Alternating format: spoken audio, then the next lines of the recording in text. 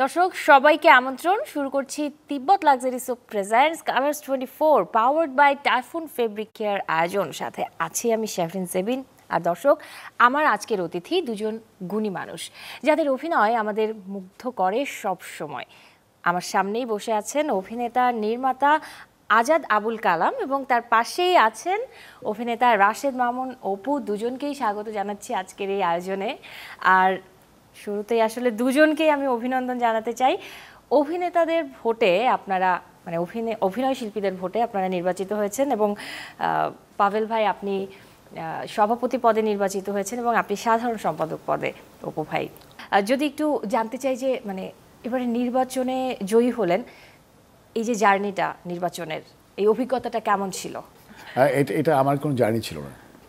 এটা আমার ছিল এটা হচ্ছে যে আমার বলা যেতে পারে যে এটা নির্বাচন, সেটার সাথে আমি সংশ্লিষ্ট হয়েছি।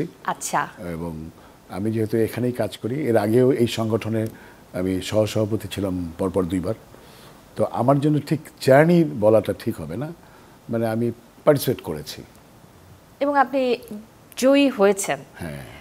অপু ভাই কি যোগ করবেন এই জায়গাটাতে? কেমন ছিল এই অভিজ্ঞতাটা, কেমন ছিল? একই কথা, প্রক্রিয়ার মধ্যেই যেহেতু ছিলাম, পরপর 2 বার আমি অনুষ্ঠান সম্পাদক ছিলাম, তো এটা তো আমার পরিবার, এটা তো আমার সংগঠন। আর ভোট বরাবরই একটি আমাদের অভিনয় শিল্পী সংঘের একটা ব্যাপার আছে যে আমরা ভোটটাকে আমরা একটা প্রক্রিয়া হিসাবে দেখি, জাস্ট একটা সিস্টেম। তো একটা পেশাজীবী সংগঠনের যে ভোটের যে প্রক্রিয়া বা যেভাবে ভোটটা অনুষ্ঠিত হয়, যে কেউ দেখলেই বাংলাদেশের জন্য এটা একদম বিস্মিত একটা ব্যাপার।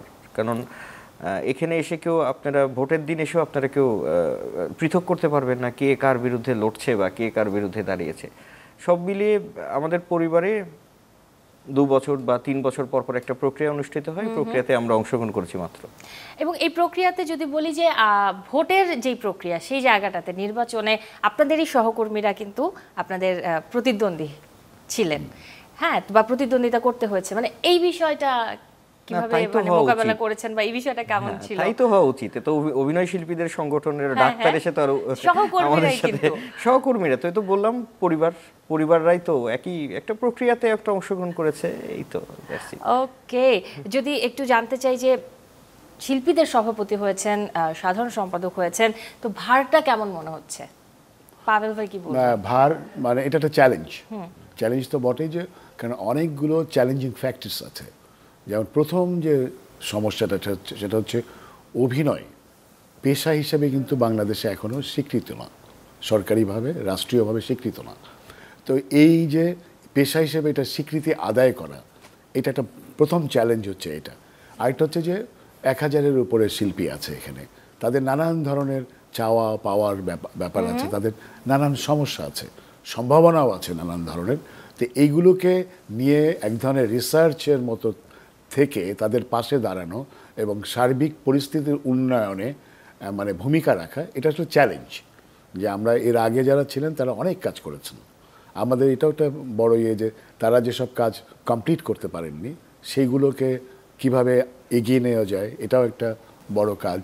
তারপরে আমরা একটা সরকারিভাবে একটা জমি বরাদ্দ পেয়েছিলাম, সেটি আবার 5ই অগস্টের পরে কিছু হয়েছে, ভেঙে ফেলেছে ওয়াল, সেগুলোকে আবার নিজেদের আয়ত্তে নিয়ে আসা। এবং আমাদের বড় একটা হচ্ছে যে পুরো একটা ছাতার নিচে আমরা সবাই যাতে একতাবদ্ধ থাকতে পারি আমাদের দাবির ক্ষেত্রে, আমাদের জীবনযাপনের ক্ষেত্রে।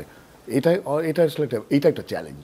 ভাইয়া বলছিলেন চ্যালেঞ্জ, আমি এই জায়গায় সাধারণ সম্পাদকের কি মন্তব্য আমি সেটা জানতে চাই। মানে আপনি কি ভাবছেন এই যে শিল্পীদের দায়িত্বটা যে এসে নিলেন, মানে এটা কতটা ভার মনে হচ্ছে? যদিও আপনি আগে কমিটিতে ছিলেন, বাট এখন তো আপনার দায়িত্ব আরেকটু বড় পরিসরে। একই কথা বলবো যে আমাদের অগ্রজরা শুরু থেকে কমিটিতে যারা এসছেন এত বেশি কাজ করেছেন, তো বরাবরের মতোই দায়িত্বটা যখন আমাদের কাছে এসছে তখন এটা তো চ্যালেঞ্জ হিসেবে আমাদের নিতে হবে। তো ভাইয়া বললেন যে আমাদের পেশা, এটা তো একটা মানে আমাদের এখানে বরেণ্য অভিনেতারা সারা জীবন দেশের সংস্কৃতির জন্য সবটুকু দিয়ে স্বীকৃতিহীন হয়ে ওনারা চলে গেলেন, রাষ্ট্র স্বীকৃতি দিচ্ছে না। তো স্বীকৃতিটা তো আমাদের সবচাইতে আগে দরকার, তাই না, পেশা হিসাবে। তার ভাইয়ার সঙ্গে একটু যোগ করি যে আমাদের অলরেডি পাস হয়ে আছে শিল্পী কল্যাণ তহবিল। এই তহবিলটা যদি চালু হয়, তো অ্যাক্টিভ হয়, সেক্ষেত্রে আমাদের শিল্পীরা পেনশন ভাতাদি সহ বিভিন্ন রাষ্ট্রীয় সুযোগ সুবিধাগুলো পাবে। তো শিল্পী তো রাষ্ট্রের সম্পত্তি, রাষ্ট্র কেন এভাবে আমাদেরকে দেখেও না দেখার ভান করে থাকবে? সারাটা জীবন শিল্পীরা দেশের সংস্কৃতির জন্য কাজ করে যাচ্ছে, রাষ্ট্রের তো উচিত তাদেরকে নার্সিং করা, তাদের পাশে থাকা। তো এই ব্যাপারটা নিয়ে আমরা কাজ করব আর কি। নিশ্চয়ই এই ব্যাপারটার সাথে আরো অনেক বিষয় নিয়ে আপনারা শিল্পীদের কল্যাণেই কাজ করবেন। যদি বলি যে ভোটের আগে একটা বিষয় থাকে যে ভোটারদের আকৃষ্ট করতে অনেক নির্বাচনী প্রতিশ্রুতি দিতে হয়, বাস্তবতা মেনে আদৌ কি সেই প্রতিশ্রুতিগুলো রক্ষা করা সম্ভব, রক্ষা করা যায়? কি বলবেন আপনারা? না, প্রতিশ্রুতি তো একটা আশাবাদ, তাই না? যে আপনি কি করতে চান অথবা কি কি ভাবনা আপনার, সেই জায়গা থেকে তো আপনি প্রতিশ্রুতি দেন। এখন কিছু প্রতিশ্রুতি আছে যেটা খুব অল্পতেই করা যেতে পারে, কিছু প্রতিশ্রুতি আছে যে আসলে দীর্ঘমেয়াদী একটি পরিকল্পনার অংশ। আচ্ছা, তো মানে শুধু আমরা দুজন না, এর বাইরেও যারা মানে এই নির্বাচনে অংশগ্রহণ করেছে তাদের সবার কিন্তু প্রতিশ্রুতি আছে এবং তাদের সবারই কিন্তু বিভিন্ন বিষয় তারা অ্যাড্রেস করেছে, যেগুলো আমার নিজের জায়গা থেকে মনে হয় আমাদের যে ওগুলো আমরা দেখবো যে আসলে কোন কোন জিনিসগুলি সম্ভব। এবং প্রত্যাশা থাকবে এক ধরনের মানে শিল্পীদের, আবার সেই প্রত্যাশা কতটা আমরা মিট আপ করতে পারবো সেটাও আমাদের চিন্তা করতে হবে যে আমরা কতটুকু যাব এবং কোনটা আমাদের প্রায়োরিটি, যেটা সবার জন্য ভালো হয় ওইটা আমরা আগে ঠিক করবো। বুঝে বুঝে ওইটা ধরে ধরে আগে প্রায়োরিটি ফার্স্ট, কোনটা আগে জরুরি। এই জায়গায় অপু ভাই কি কিছু যোগ করবেন? আমি বলছিলাম যে আসলে বাস্তবতা মেনে প্রতিশ্রুতিগুলো রক্ষা করা কতটা সম্ভব। না, ভাইয়া তো বলেই দিয়েছেন, তারপরও হচ্ছে যে আমাদেরকে বুঝতে হবে আমাদের অবস্থানটা কোথায়। হ্যাঁ, কিছু প্রতিশ্রুতি এটা কোনো আসলে ঘটনাই না, আমরা এটা করতেই পারি। কিছু জায়গাগুলোতে আমরা আসলে কোনো পার্টির মধ্যেই পড়ি না, থার্ড পার্টির মধ্যে পড়ি না, ফোর্থ পার্টির মধ্যেও পড়ি না। কিছু জায়গাগুলো আমাদের রাষ্ট্রে যারা আছেন তাদের সাথে একটা নেগোসিয়েশন বা তাদের মাধ্যমে আমাদের কাজগুলো করতে হয়। সেই জায়গাগুলো অনেকটা দীর্ঘসূত্রিতার একটা ব্যাপার। তো আমরা সর্বোচ্চ চেষ্টাটুকু করব দীর্ঘসূত্রিতাকে যতটা কমিয়ে আনা যায় কমিয়ে এনে আমরা বৃহৎ যে, বিশেষ করে আমাদের যে পেশার দাবিটা আমাদের, এটা তো প্রতিটি আর্টিস্টের, প্রতিটি শিল্পীর এটা হচ্ছে প্রাণের দাবি। দেখি রাষ্ট্র কি বলে এই বিষয়ে। আমরা যদি একটু লক্ষ্য করি যে 5 আগস্টের পর রাজনৈতিক একটা প্রভাব শিল্পীদের উপর পড়েছে, সেটা অভিনয় শিল্পী থেকে শুরু করে গানের শিল্পী সব জায়গাতে। তো এই যে একটা টালমাটাল অবস্থা, এটা কি একটা চ্যালেঞ্জ না? মানে এটা এই দায়িত্ব পালনে এই চ্যালেঞ্জটা আপনারা কিভাবে দেখছেন বা আপনাদের কি মত? এটা অবশ্যই একটা চ্যালেঞ্জ, কিন্তু একটা হচ্ছে শিল্পীদের অথবা কোনো সংগঠনকে রাষ্ট্রের কাছে কিন্তু যেতেই হয়। যেমন এই অভিনয় শিল্পী সংঘ অনেকবার গিয়েছে তাদের দাবি দাওয়া আদায় করার জন্য, নানান জনের সাথে বসেছে এবং তৎকালীন প্রাইম মিনিস্টারের সাথে দেখা করার চেষ্টা করেছে তাদের দাবি দেওয়ার ব্যাপারে, সেটা কখনোই সম্ভব হয়নি। তো এই যে নেগোসিয়েশন করতে হয়, যেহেতু 15 বছর তারা ক্ষমতা ছিল, 16 বছর প্রায়, তো এই সময় অনেকটা দেখা গেছে যে আমরা বারবার যাচ্ছি। আবার কেউ কেউ আসলে পার্টিসানও ছিল, যে রাজনীতির সাথে সংশ্লিষ্টও ছিল। তো সেখান থেকে একটা বিভাজনের মতো হয়েছে, কিন্তু আমরা বারবার বলছি যে আমাদের মূল পরিচয় শিল্পী, আমরা কোনো পার্টির লোক না, আসলে কোনো রাজনৈতিক দলের সাথে আমরা সংশ্লিষ্ট না।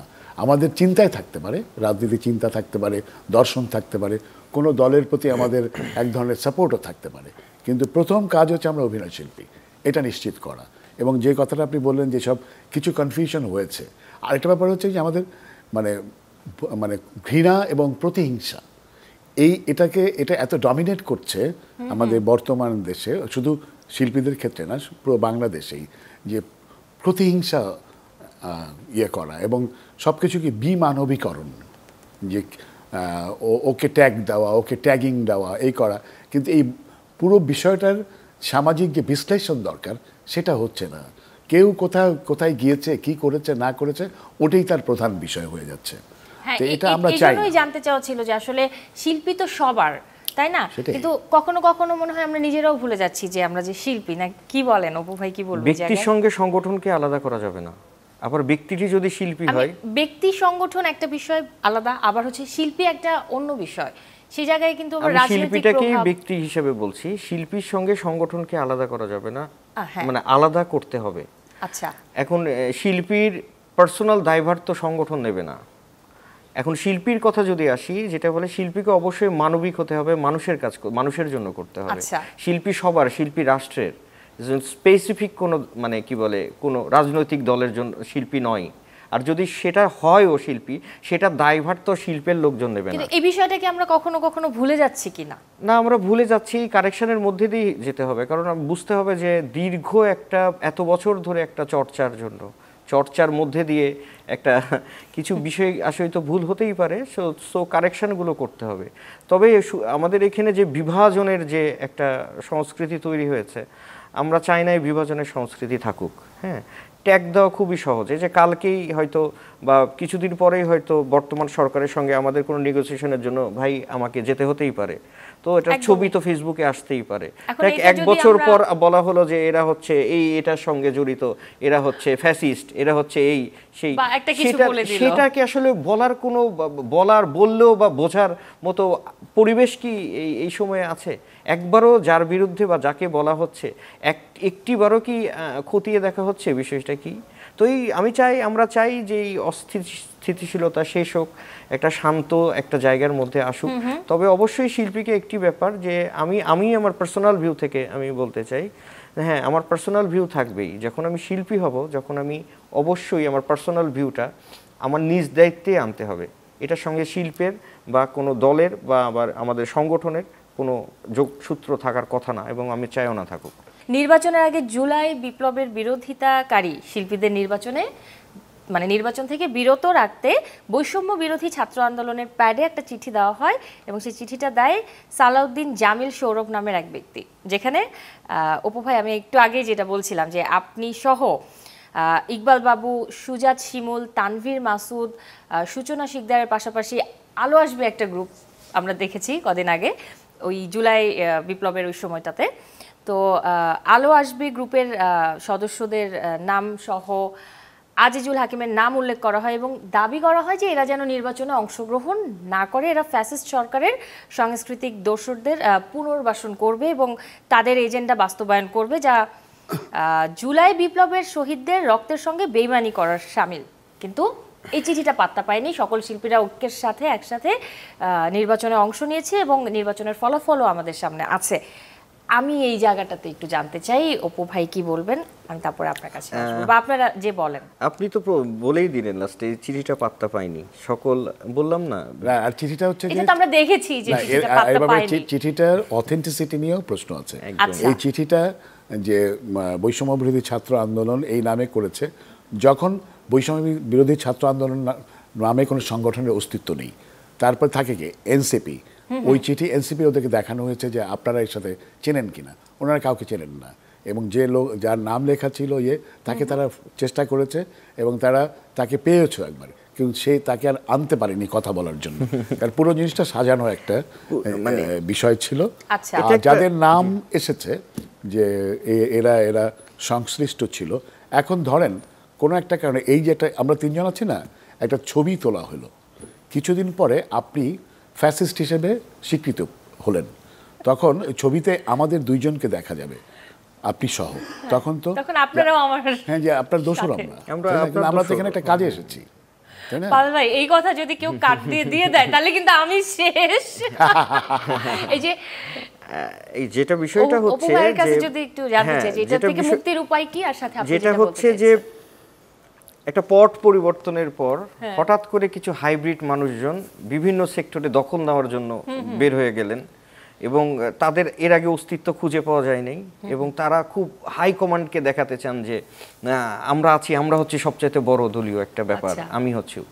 কিন্তু অস্তিত্বের তো একটা ব্যাপার আছে। একটা মানুষ বা একটা অংশ যখন কিছু করার চেষ্টা করবে, অসুস্থ প্রতিযোগিতায় নামবে, তা আর্টিস্টদের কাছে তো তাদের একটা গ্রহণযোগ্যতা থাকতে হবে। তো আমাদের অভিনয় শিল্পী সংঘ নির্বাচনের পুরোটা সময় জুড়ে একটি অংশ, হাইব্রিড একটা অংশ হঠাৎ করে প্রমাণ করার চেষ্টা করলো যে তারা সাংঘাতিক রকমের সেন্সিটিভ। হ্যাঁ, তো আর্টিস্টদের কাছে হঠাৎ করে মনে হলো এরা তো এলিয়েন, এরা কে, কোত্থেকে, মানে এরা কিভাবে নির্যাতিত হয়, এদেরকে তো বিভিন্ন সময় দেখা গেছে এটা তো ঠিকঠাকই ছিল, হঠাৎ করে এত বড় নির্যাতিত একটা ব্যাপার চলে আসলো।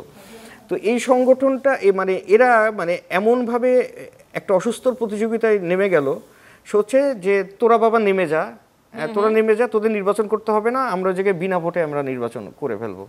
যা অভিনয় শিল্পী সংঘের সদস্যরা শুরুর পর থেকে এখন পর্যন্ত দেখতে অভ্যস্তই না। আমরা দেখতে অভ্যস্তই না, আমরা বিভাজনের সংস্কৃতিতে বিশ্বাসই করি না। ইনফ্যাক্ট অভিনয় শিল্পীরাই কিন্তু এটাকে প্রতিহত করেছে। একদমই, এই যে আওয়াজ এগুলির প্রতিহত করেছে। আর একটা বিষয় হচ্ছে যে বৈষম্য বিরোধী আন্দোলনের পরে কিছু বৈষম্যবাদীর জন্ম হয়েছে। এরা কারা? এই যে বলছেন বারবার যে কেউ না কেউ করছে, হ্যাঁ, এরা চায়, এরা এক ধরনের বুভুক্ষ। এরা চায় যে কত দ্রুত পাওয়ারটা নিজের হাতে নিয়ে আসা যায়, কিন্তু পাওয়ার তো আপনি চাইলেই হবে না। আপনি বাকওয়াস বুলি দিয়ে তো আপনি করতে পারবেন না। আপনার কর্ম ঠিক করে দিবে আপনি পারবেন কিনা, কতটা পারবেন না পারবেন। এবং সবচাইতে মজার ব্যাপারটা হচ্ছে অভিনয় শিল্পী সংঘ যারা এগুলো করছে তারা কিন্তু অভিনয় শিল্পী সংঘের সদস্যই না, অনেকে বিভিন্ন সেক্টরের কিন্তু এসে এখানে একটা না, সব জায়গাতেই ভুভুক্ষ। মানে আমাকে উপরে দেখাতেই হবে যে আমি এই সংগঠনের লিড নিয়েছি, আমি এরকম করছি, আমি হচ্ছে বড় একটা ব্যাপার। হ্যাঁ, তো সব কিছু মিলিয়ে এই কারণেই তারা প্রতি মুহূর্তের প্রতিটি জায়গায় সম্মিলিত প্রতিরোধের মুখে তারা কিন্তু হেরে যাচ্ছে। এটা আপনার মানে ইতিহাসের দিকে যদি আমরা তাকাই, ৭১ যুদ্ধের পর স্বাধীন বাংলাদেশ যখন হলো, তখনও কিন্তু একটা অংশ যে দাবি করেছে আমিই তো মুক্তিযোদ্ধা, আমিই তো মুক্তিযুদ্ধ, আমি সব চাই, আমার সব কিছু। ঠিক ২৪-এর গণঅভ্যুত্থানের মধ্য দিয়েও যে একটা নতুন সমাজ গঠন করার চিন্তা, বৈষম্যহীন একটা সমাজের চিন্তা হচ্ছে এই এত রক্তের বিনিময়ে, সেখানে একটা কিছু মানুষ তৈরি হয়েছে যারা মনে করে যে আমরাই তো লিডার, আমরাই তো দেশ চেঞ্জ করে ফেললাম, আমরা সব চাই। মানে এরা খেয়ে খুব দ্রুত খাইতে চায় আর কি। আচ্ছা, এই যে এত কিছুর পরেও কিন্তু আপনারা যেটা বলছেন যে সকল শিল্পীরা এক ছিল, এক আছে, এবং সবাই মিলেই সেই নেতিবাচক শক্তিটাকে পরাজিত করেছে বা পরাহিত করেছে। তো সেই জায়গায় যদি বলতে চাই যে আপনাদের কাছ থেকে যদি জানতে চাই যে এত কিছুর পরেও আপনারা যে জয়ী হলেন, কোন 3টা বিষয় কাজ করেছে এই জয়ী হতে? কোন 3টা বিষয় আমি জানি না, বেশ কয়েকটা ফ্যাক্টরস কাজ করেছে। এক হচ্ছে ভোটার যারা, আমরা যারা আর্টিস্ট যারা, তাদের মূলত একটা ইয়েই ছিল, তারা সবাইকে ঐক্যবদ্ধ দেখতে চেয়েছে। এবং তারা ভোটের ক্ষেত্রে, এটা আমার কথা না, ডিরেক্টর্স গিল্ডের প্রেসিডেন্ট শৈজাম সেলিম বলছিলেন যে ভোটাররা আসলে ভোট দেওয়ার সময় সে ঠিক মানুষটাকেই ভোট দেয়, সে সংগঠনের স্বার্থে ঠিক লোকটাকেই সে পছন্দ করে নেয় তার নেতা হিসেবে। তো সেখানে এইটা একটা ফ্যাক্টর কাজ করেছে। আরেকটা হচ্ছে যে ওই যে প্রথম যেটা বললাম যে একতাবদ্ধ থাকতে চেয়েছে। আর এই প্রথম থেকেই এখনও এটা আছে আমাদের মধ্যে, খুব অল্প কিছু লোক ছাড়া, যে আমরা আর্টিস্ট, আমরা অ্যাক্টর্স, আমাদের আর কোনো পরিচয় নেই। রাজনৈতিক পরিচয় আমাদের পরিচয় না, আমাদের মূল পরিচয় হচ্ছে উই আর অ্যাক্টর্স। এটাও খুব ভীষণভাবে কাজ করেছে। মানে যে পারস্পরিক সম্পর্কও একটা ব্যাপার, কারণ আমরা একসাথে স্ক্রিন শেয়ার করি। এখন আপনার সাথে আমার দিনের পর দিন দেখা হয়, আমার পরিবারের অনেকের সাথে অতটা হৃদ্যতা হয় না যতটা প্রফেশনাল কাজে।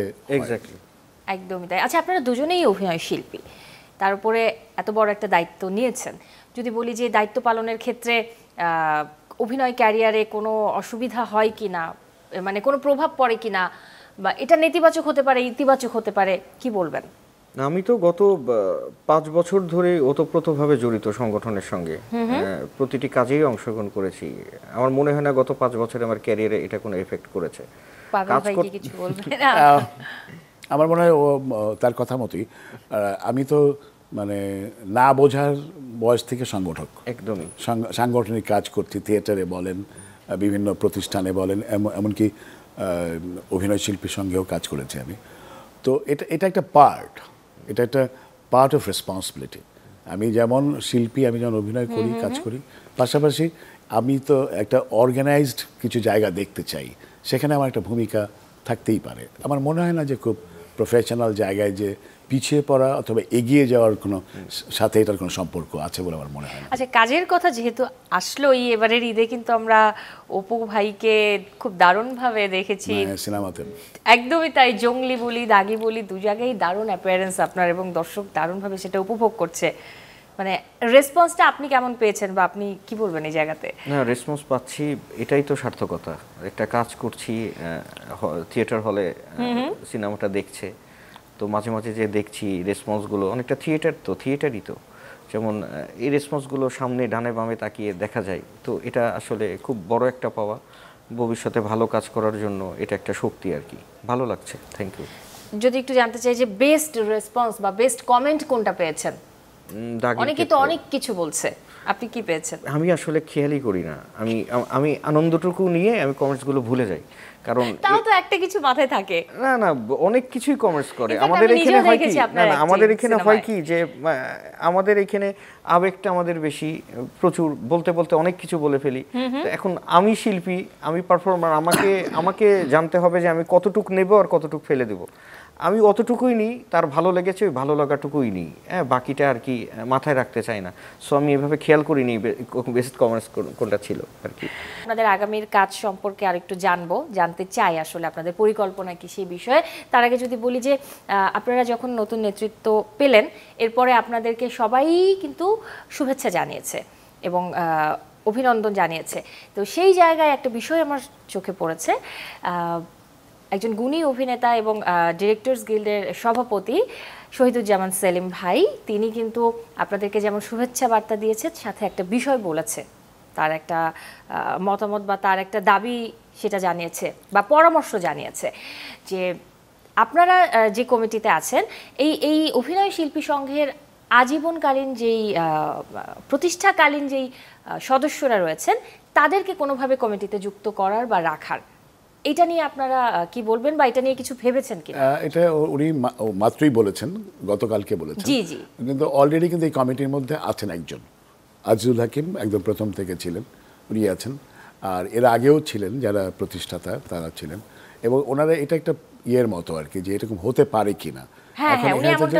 এখন যেহেতু এটা ইলেকশনের ব্যাপার, তারা যদি ইন্টারেস্টেড হয়, এবং আমি তো মনে করি যে তারা তো সবাই অ্যাক্টিভ, তারা যে কোনো সময় তারা এটা মেম্বার হতে পারে অথবা এই কমিটির মানুষ হতে পারে, এবং তার প্রপোজালটাও অনেক ভালো।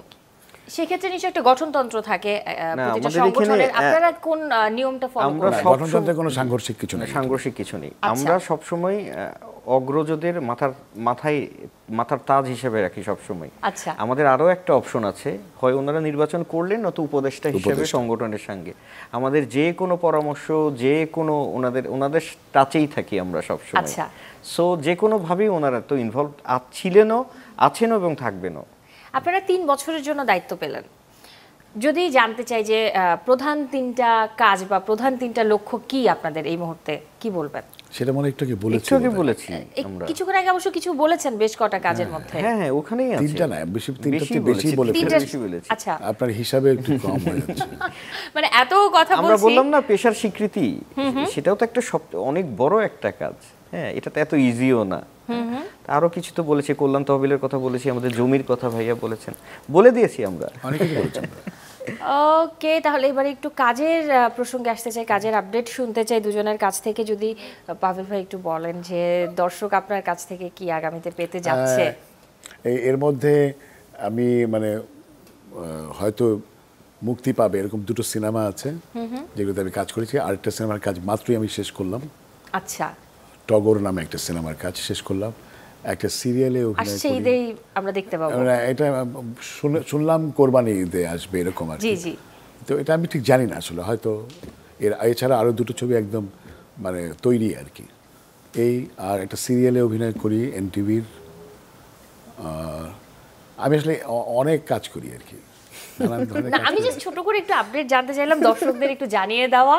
দর্শকরা অপেক্ষায় থাকে তাদের প্রিয় অভিনেতাদের কাজ কখন আসছে, কি জানতে আপডেট। আমি যদি অপু ভাইয়ের কাছে আসি, এবারের ঈদে আপনার যে উপস্থিতি দারুণ উপভোগ করছে দর্শক। কোরবানির ঈদে কি প্ল্যান, বা কোরবানির ঈদ ঘিরে বা আগামীর কি কাজ আছে? আসলে আমাদের কাজ তো শুটিং করা, কবে আসবে না আসবে জানি না। আমার ইতিমধ্যে 9টা মুভি তো সেন্সর মানে রেডি করা আছে, তার মধ্যে 3-4টি সেন্সর হয়ে বসে আছে। আচ্ছা, ওনারা আনবেন কি আনবেন না আসলে আমার আসলে কিছু জানার নেই। তো সামনে হচ্ছে 3টি মুভিতে কথা হচ্ছে, সামনের মাসে হয়তো সাইন করে ফেলবো, একটি শুরু হয়ে যাবে সামনের মাসে, কিছু ওয়েবের কাজ আছে। এই তো এভাবেই। আমি আসলে তাড়াহুড়ো করি না, এখন ধীর স্থিরভাবে চেষ্টা করি আর কি, দেখে শুনে। আসলে কাজ নিয়ে আমি খুব বেশি কনসার্ন না, একটু ভালো কাজ নিয়ে কনসার্ন, ভালো কাজ নিয়ে কনসার্ন, দর্শক তা উপভোগ করছে। ওকে, অসংখ্য ধন্যবাদ আসলে আপনাদের দুজনের ব্যস্ততার মাঝেও আপনারা সময় দিয়েছেন চ্যানেল 24 এর বিনোদনের সাপ্তাহিক এই আয়োজন Tibet luxury soap presents colours 24 powered by Typhoon fabric কেয়ারে। অনেক গল্প করেছি, অনেক আড্ডা দিয়েছি, আয়োজন শেষ করব, কিন্তু অপু ভাই আছেন, একটু যদি একটা ডায়লগ শুনতাম শেষ সময়, দর্শক একটু খুশি হয়ে যেত। সিনেমায় দারুণ দারুণ ডায়লগ দেখেছি, দারুণ উপস্থিতি দেখেছি। কি বলেন পাভেল ভাই? দর্শকদের তো অনেক কিছুই চাওয়ার থাকে, একটাও মুখস্থ থাকে না। একটা কিছু বলেন না। একটা সিনেমা করি, তারপর দ্রুতটা ভুলে যাওয়ার চেষ্টা করি। যে কোনোটা বলেন, আপনার কথা শুনতেই আমরা পছন্দ করি। কাকেলারতে কাকেলেরেছো মামুর বেটি, পাশতে পারোনি না, টাইগার কেলেরেছো, দেখে লিব কিন্তু। ওকে, অসংখ্য ধন্যবাদ পাভেল ভাই এবং অপু ভাই দুজনের। আগামীর জন্য অনেক অনেক শুভকামনা রইল। আমার আয়োজন শেষ করতে ইচ্ছা করছে না, বাট সময় শেষ করছি আজকে। সারাদিন থেকে থাকতে পারবো না, এই জন্য শেষ করে দিচ্ছি। লোকজন এই সারাক্ষণ এগুলো দেখতে চায় না। ওকে, ধন্যবাদ। দর্শক, এই ছিল Tibet luxury soap presents colours 24 powered by Typhoon fabric care আয়োজনের আজকের মতো। দেখা হবে আগামী সপ্তাহে নতুন কোনো তারকা অতিথিদের সাথে নিয়ে। সেই পর্যন্ত সবাই ভালো থাকুন, সুস্থ থাকুন, অবশ্যই চ্যানেল 24 এর সাথেই থাকুন।